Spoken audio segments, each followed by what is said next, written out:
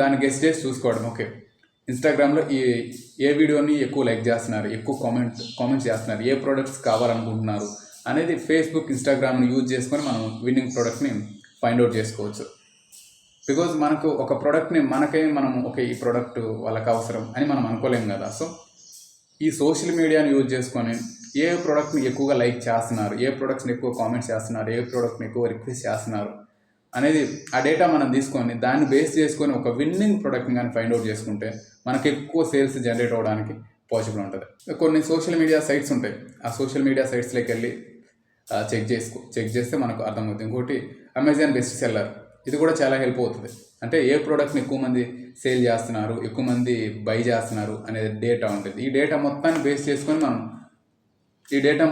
చేసుకొని ఒక విన్నింగ్ ప్రోడక్ట్ని ఫైండ్ అవుట్ చేయడానికి ఎక్కువ పాసిబుల్ అయితే ఉంటుంది. యాక్చువల్గా విన్నింగ్ ప్రోడక్ట్ని ఫైండ్ అవుట్ చేయడానికి కొన్ని ఏఐ టూల్స్ ఉన్నాయి.